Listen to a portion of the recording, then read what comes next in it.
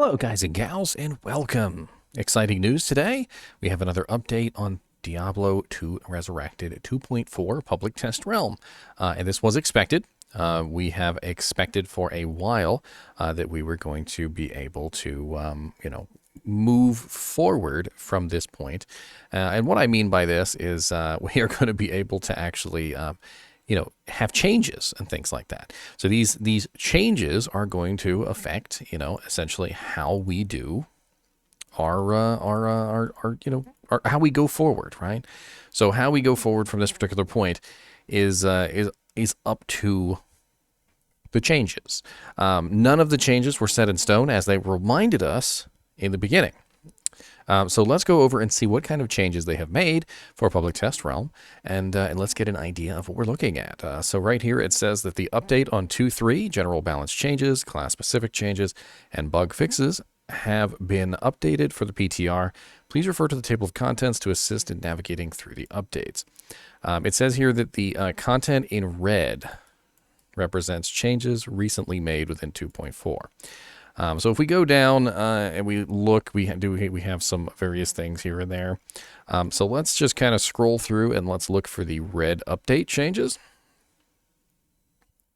And let's see what we find.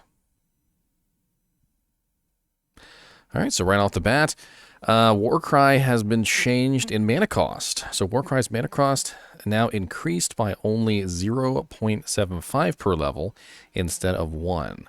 Developer comments. We've seen your feedback that the mana cost for Warcry is too high compared to how it performs. We want to try out a modification to its mana cost and see how that affects its cost effectiveness.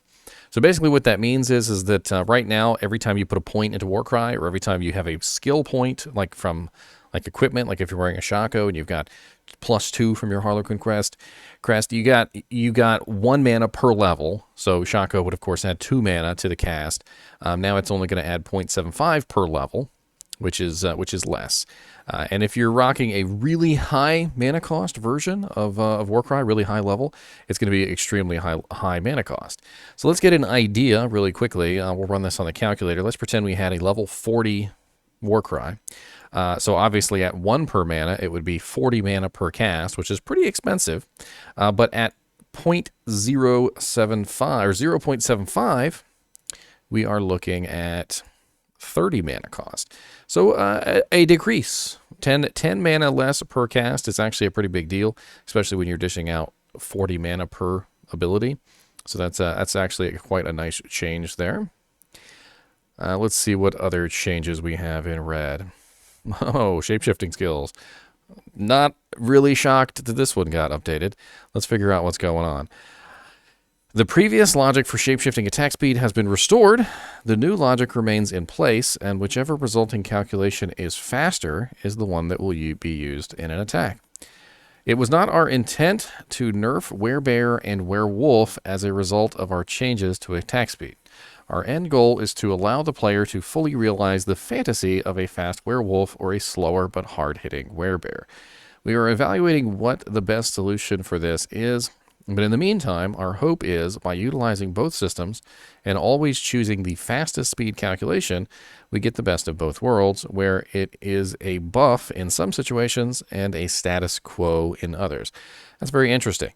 So if the old system is faster, its calculations will be used, and if the new system is slower, the old calculations are used.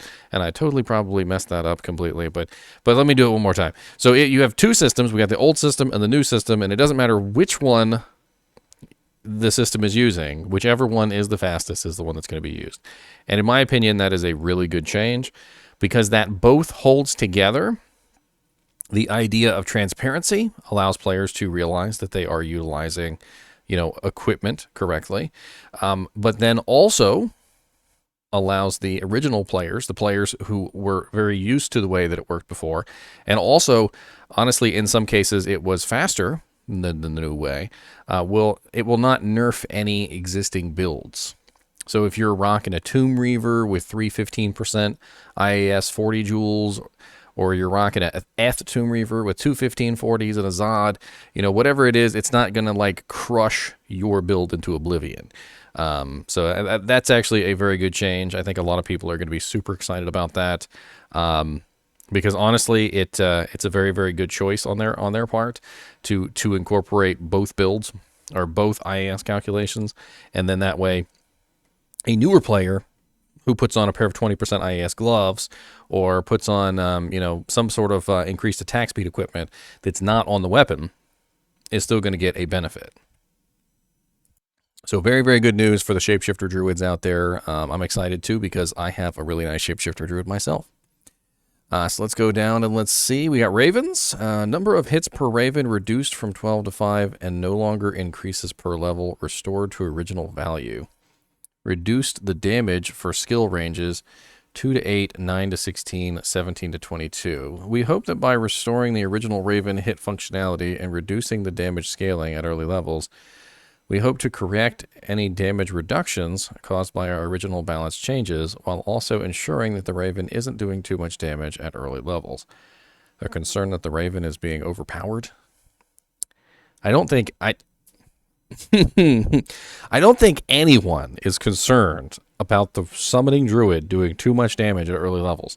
The summoning druid has always been and will always be a subpar class unless they can manage to fix it. And I don't think anybody was ever worried about the Ravens doing too much damage. It looks like they're reverting their Raven as a spell here. Because it says number of hits per Raven is reduced from 12 to 5 and no longer increases per level. Restored to original value, written in, not really sure what that is. Reduce the damage. We'll have to take a look at the Ravens. We'll see what they did to it. I think that's the easiest way to do that. We'll take a look in a little bit here. So let's go down and let's see what other changes we've got. Nothing on the Necromancer. That's kind of odd. Oh, a bunch of Paladin changes. Blessed Aim, no, Holy Fire. So area damage now scales has been marked out. So the scaling area damage has been reverted. That's sad. I was really hoping they were not going to go this path. Which basically what this means now is that Holy Fire is probably not going to be viable for any native use. Resist fire synergy has been reduced back down to 18%. Damage scaling has been reduced from 90 to 70%. And they took away the 200% damage bonus within range for all three. That was not the change I was hoping for. We felt our original changes to Holy Fire made it too strong at higher levels. Additionally, the new area damage scaling on these auras had greater benefits than we had originally intended. We are removing them for now. Sadness. That just means that that Holy Fire, Holy Shock, and Holy Freeze will now be useless again, like they always have been, most likely. In any native form. I'm not talking about the use of Dragon. I'm not talking about the use of Dream. I'm not talking about the use of a Merc with Holy Freeze. I'm just talking about, like, if you actually wanted to build a Paladin with a Holy Freeze aura, this was the first time in a long time that it actually felt like it might have actually worked. And now I don't know, doesn't really seem like it's going to be viable anymore. Hydra, you can now spawn multiple Hydras on controller when holding down the button. That's a good change. Firebolt synergy restored to original value. So they reduce the damage on Hydras. Because it says Firebolt synergy increased from 3 to 5. And then they have a little asterisk that says restored to original value. So they've reduced the damage of the Hydras. I didn't really feel like the Hydras needed their damage reduced. Let's see what else is in here. Gameplay changes. We are looking at player feedback concerning throwing barbarians and are discussing potential options. In the meantime, increasing throwing item quantity across the board seemed like a reasonable quality of life change. Arrow and bolt max quantity increased to 500. I am not mad at that. I'm so tired of having to go back to town for arrows all the time on my Amazon. Throwing weapon quantity has been increased by 50%, which is pretty massive for certain items. So I'm not sure if you guys are aware of this, but every single throwing item has a different quantity. It's a little hard to quantify because, like, for instance, a throwing dagger has 240 quantity, which is a 50% bonus to 240. I'm not sure if that just simply means doubling it or if it's plus 50%. I'm not really sure which one that would be. If 240 has plus 50%, I mean, that's 360 now, which is a lot. But take something else, for instance. So let me pull up a throwing axe because that would be a good choice here. You know what? We'll do Gimmer Shred. So Gimmer Shred's throwing quantity is max stack size 240. So that means that one's going to 320 as well. Let's take a look at Lacerator. I think that might be the one I was thinking of.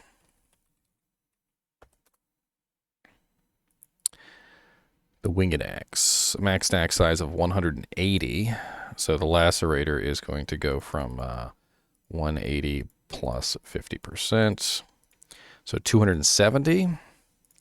And then also Titans. I'm assuming Titans is included in this as well, right? So Titan's Revenge. Titan's Revenge has a relatively large stack size for a Javelin of 140. Which I believe is an increase in stack size of 60. That's right. So it goes up by 60 because of the effect. And I don't know if that 50% is included in the bonuses. So we might need to take the original stack size of the Ceremonial Javelin and then add the 60 to it, which the original stack size of the Ceremonial Javelin is 80. So 80 plus 50%. Is 120, and then plus 60, which is the what's on the item. So we're looking at 180 on the Titan's Revenge now. Very, very good change in my opinion. They might have needed to go a little bit higher on the stack sizes for the throwing items. I'm not 100% sure on that, but I do feel like that change is a very welcome one for a lot of characters, especially throwing Barbarians. I think throwing Barbarians is really where things get bad here. I don't know if you guys ever actually tried to play a throwing Barbarian before, but you spend most of your time running back to town and repairing your throwing items. It's a constant and never-ending thing. So anything that will reduce how often I need to run back to town is a welcome one. Some of the throwing items, though, I'm going to say this right before we move on. Some of the throwing items have really low quantity, like really, really low quantity. And you really have to, I think they really might need to go through some of the throwing items, and they might need to actually like pick out some of the throwing items and find which ones have like the lowest quantity, because the quantity on like some of them is dangerously low. Like for instance, take which one is it? I think it's the Great Pilum. It has a stack size of 50. I mean, it's absolutely nothing. You run out in like 10 seconds. The Glaive, I'm pretty sure, is stack size 40. Again, very, very, very low. And even with that increase, even with a 50% increase on the Glaive, you're talking about 40 plus 50%. I mean, what is that? 20 extra? So it goes from 40 to 60. It's like nothing. They need to go back through some of these throwing items, and they need to actually pick out specific ones to increase maybe a little bit more than others, because some of them are fine. Don't get me wrong, some of them are fine. Some of them have really high stack sizes. Take like a regular javelin. Regular javelins are 60. Never mind. I was trying to remember which ones have the high stack size, but I can't remember right off the top of my head. Because some of them do have relatively high stack size, and it's kind of like a feature of them. Like the winged harpoons are 80 by default. The flying axe is 180. Like the throwing daggers and stuff like that, like the throwing knife is 160. There's even some of them like are as high as like 240 in the stack size. And this is of course base. When you have the unique items, they go a little bit higher. But I definitely like to see them updating the stack size on this stuff. I feel like I've already talked too much on stack sizes. The sizes of the stacks. Fixed a bug where Cloak of Shadows defense calculation was incorrect. Not really sure what's going on there. I've used Cloaks of Shadows quite a lot, and basically how it works is when you cast it, everything gets blinded. You get a defense bonus, and the monsters get a defense reduction. It's a very multi-part skill. I mean, it's got like all these little things going on. I mean, there's a buff for you, there's a debuff for the monster, there's a blind for the monster, and all of it seems to function independently. It's a little odd. And that's pretty much it. Well, I guess that's it then. I'm a little sad on the scalebacks of the Holy Fire. I really did not expect them to go this route. I feel like this was the wrong route to go. I liked the changes that they made to Holy Shock, Holy Freeze, and Holy Fire. I did not like the way that the Dragon and the Dream Armors made it broken, overpowered. I feel like they could have just very easily done a little bit of adjustment on the Dream, the Dragon, and the Hand of Justice, and they could have made it viable. But they, instead of just nerfing back Holy Fire, they chose to nerf back Holy Freeze and Holy Shock. As well as Sanctuary, which Sanctuary really didn't deserve that. That Sanctuary was not broken. It was not broken at all. Sanctuary still has not been broken. And even with that buff, it was like nowhere near doing enough damage to really cause any kind of serious issues. I mean, all in all, I'm not really sure what to think about these updates. I mean, some of them are nice. The Warcry reduction is nice. The shapeshifting change, I feel like, was a really big brain move, in my opinion. That is a really big brain move. Changing it so that both calculations are still in place is very big brain. We're gonna have to test this out, by the way. The Ravens, I have no clue what's going on with that. It almost sounds like they rolled back the changes and turned it back into a regular summon ability, but then at the same time, I don't. They just have restored to original value here, which I could use some more clarification on that. Let's hop onto the PTR and let's see if we can do some quick tests on these abilities. We're probably going to do some more comprehensive tests later, but let's go ahead and hop on here. I do have a couple characters that we can test some of these things out on, and we'll see what's going on. I mean, so right off the bat, I'd like to test out this Raven thing. So, where are you? I have very specifically a...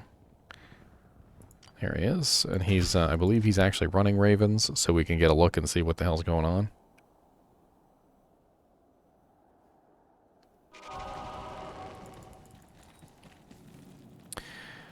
Alright, so Ravens.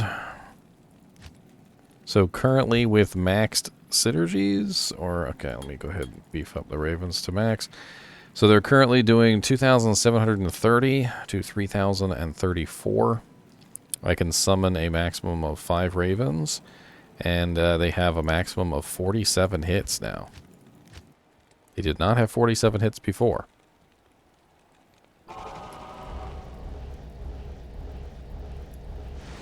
So basically what they've done is they've brought it back more toward a summon ability as opposed to a casted ability. So they're basically up for 47 hits instead of, I think it was 5. I think all they had was like 5 hits before, but then they would disappear. So they are actually quite... Oh, we got a freaking foul rune dropped from on the public test round. Oh, there you go, foul rune. Alrighty then. Let's get that Ravens a little bit higher. So we've got level 40 now. Ow. So they're rocking 3,386 to 3,722. And they hit for 51 hits now at level 40. That's very interesting. So they basically have decided to completely, I don't know, completely revert their change. I mean, not completely revert their change. Actually, it's kind of difficult to explain. Because you know they have, on the one hand, they have taken the change for the damage. They definitely do more damage. They definitely still have their synergy bonus, so they definitely are still getting 12% damage per level from the Spirit Wolf, the Dire Wolf, and the Grizzly. But now their number of hits has stayed the same as it was on live. I actually want to go compare this real quick. So I'm going to really quickly, I'm going to hop over onto the original version of the game. And we're going to get an idea of whether they actually changed this or not. So we'll compare versus the original Ravens. I can actually bring up the same character because the character I chose was offline. So it'll be a direct comparison.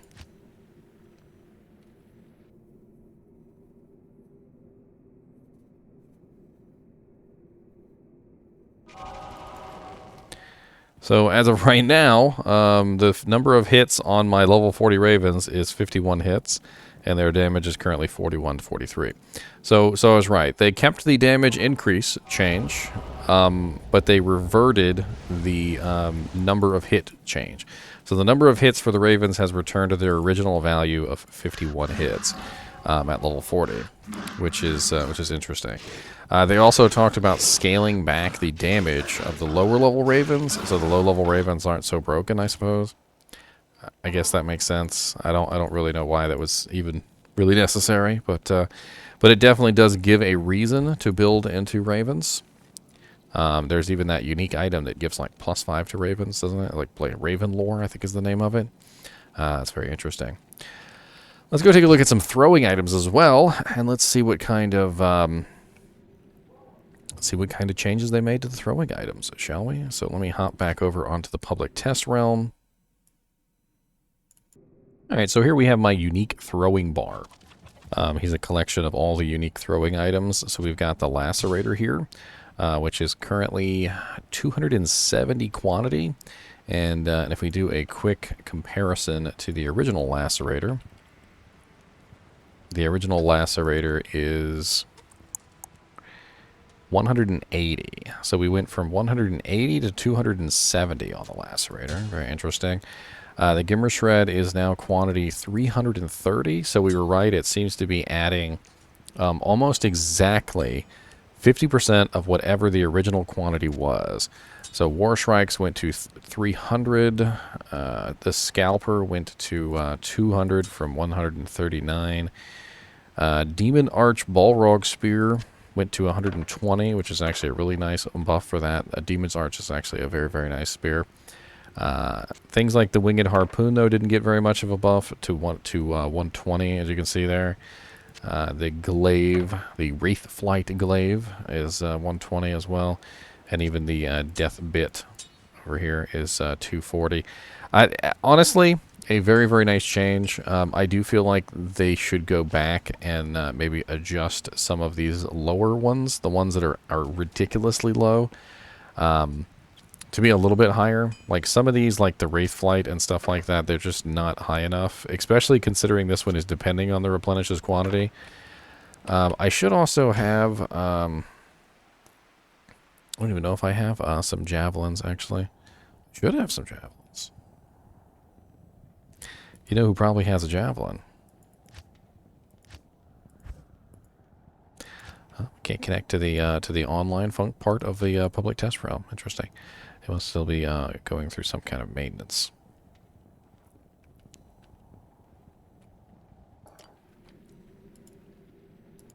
All right, here we go. I was able to find the Titan's Revenge and also Thunderstroke. So Titan's Revenge is now 180. And Thunderstroke is 120. So what was that we were running earlier? The calculation on these to see what it would be, and it was 60 plus the original number, because the increased quantity was higher. I just wanted to confirm that was how it worked real quick. Let's do one more check real quick just to see if that is exactly correct. So we've got the original is 140. Good day. And it went to 180. So if we were to run 140 plus 50%, we would end up with 210. So again, so it's on the base, not on the increase. So any increase that you get on the items themselves, like if there's an increased stack size modifier on the item, it's not going to be included in that 50%, which is it's understandable. I just wanted to verify that was the case.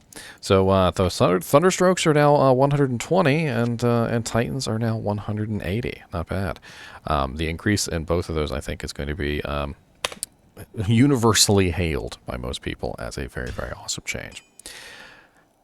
And last but not least, the changes to the auras.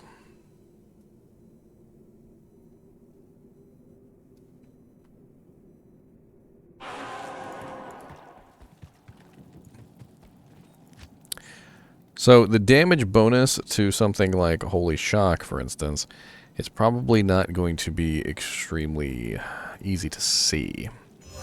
But we can always just simply go test it. Of course, I'm rocking Yield Ice.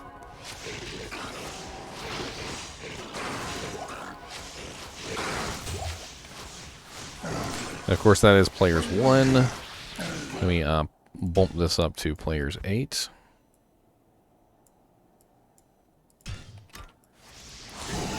And this is, of course, running Dual Dreams. I don't have a Holy Fire one just sitting around.